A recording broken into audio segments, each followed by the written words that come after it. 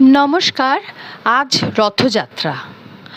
আজ থেকে আমি পরম পূজ্যপাদ স্বামী শারদানন্দজি মহারাজের লেখা শ্রী শ্রী রামকৃষ্ণ লীলা প্রসঙ্গ পড়ার আরম্ভ করছি।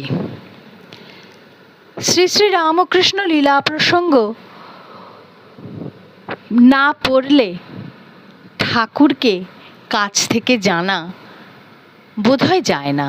রামকৃষ্ণ কথামৃতের সাথে সাথে যদি আমরা রামকৃষ্ণ লীলা প্রসঙ্গ পড়ি, তাহলে ঠাকুরকে আরও নিকটভাবে পাওয়া যাবে বা আমাদের যে প্রচেষ্টা সাধুসঙ্গ লাভ তা দৃঢ় হবে। আমি পরম পূজ্যপাদ ঠাকুরের পিতা শ্রী শ্রী ক্ষুদিরাম চট্টোপাধ্যায়ের কামারপুকুর গ্রামে আগমন থেকে পড়া শুরু করব।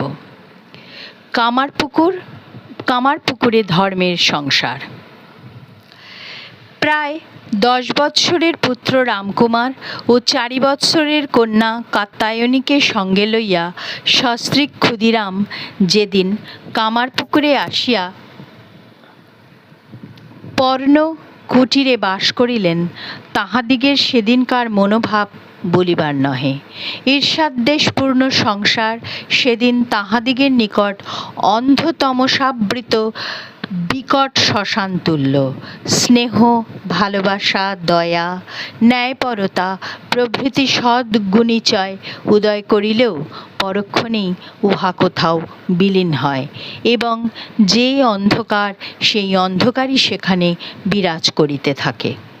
পূর্বাবস্থার সহিত বর্তমান অবস্থার তুলনা করিয়া ঐরূপ নানা কথা যে তাহাদের মনে এখন উদিত হইয়াছিল, এ কথা বেশ বুঝিতে পারা যায়। কারণ দুঃখ দুর্দিনে পরিয়ায় মানব সংসারের অসারতা ও অনিত্যতা সম্যক উপলব্ধি করে। অতএব শ্রীযুক্ত ক্ষুদিরামের প্রাণে এখন যে বৈরাগ্যের উদয় হইবে, ইহাতে বিচিত্র কিছুই নাই। আবার পূর্বোক্ত অযাচিত ও অপ্রত্যাশিতভাবে আশ্রয় লাভের কথা স্মরণ করিয়া তাহার ধর্মপ্রাণ অন্তর যে এখন ঈশ্বরের প্রতি ভক্তি ও নির্ভরতায় পূর্ণ হইয়াছিল, এ কথা বলিতে হইবে না। সুতরাং রঘুবীরের হস্তে পূর্ণভাবে আত্মসমর্পণপূর্বক পুনরায় সংসারের উন্নতি সাধনে উদাসীন হইয়া তিনি যে এখন শ্রী ভগবানের সেবা পূজাতে দিন কাটাইতে থাকিবেন, ইহাতে আশ্চর্যের কি আছে। বাস্তবিক সংসারে থাকিলেও তিনি এখন হইতে অসংসারী হইয়া প্রাচীনকালের বানপ্রস্থ সকলের ন্যায় দিনযাপন করিতে লাগিলেন। এই সময়ের একটি ঘটনায় শ্রীযুক্ত ক্ষুদিরামের ধর্মবিশ্বাস অধিকতর গভীর ভাব ধারণ করিয়াছিল। কার্যবশত একদিন তাহাকে গ্রামান্তরে যাইতে হইয়াছিল। তথা হইতে ফিরিবার কালে তিনি শ্রান্ত হইয়া পথিমধ্যে বৃক্ষতলে কিছুক্ষণ বিশ্রাম করিতে লাগিলেন।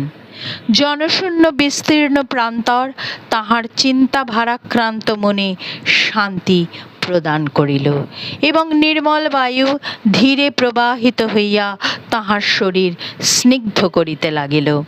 তাহার শয়নেচ্ছা বলবতী হইল এবং শয়ন করিতে না করিতে তিনি নিদ্রায় অভিভূত হইলেন। কিছুক্ষণ পরে তিনি স্বপ্নাবেশে দেখিতে লাগিলেন, তাহার অভীষ্ট দেব নবদুর্বাদল শ্যামতনু ভগবান শ্রীরামচন্দ্র যেন দিব্য বালক বেশে তাহার সম্মুখে উপস্থিত হইয়াছেন এবং স্থান বিশেষ নির্দেশ করিয়া বলিতেছেন, আমি এখানে অনেক দিন অযত্নে অনাহারে আছি, আমাকে তোমার বাটিতে লইয়া চলো, তোমার সেবা গ্রহণ করিতে আমার একান্ত অভিলাষ হইয়াছে। ওই কথা শুনিয়া ক্ষুদিরাম একেবারে বিহ্বল হইয়া পড়িলেন এবং তাহাকে বারংবার প্রণামপূর্বক বলিতে লাগিলেন, প্রভু, আমি ভক্তিহীন ও নিতান্ত দরিদ্র, আমার গৃহে আপনার যোগ্য সেবা কখনোই সম্ভবে না। অধিকন্তু সেবাপরাধী হইয়া আমাকে নিরয়গামী হইতে হইবে। অতএব ঐরূপ অন্যায় অনুরোধ কেন করিতেছেন? বালক বেশী শ্রীরামচন্দ্র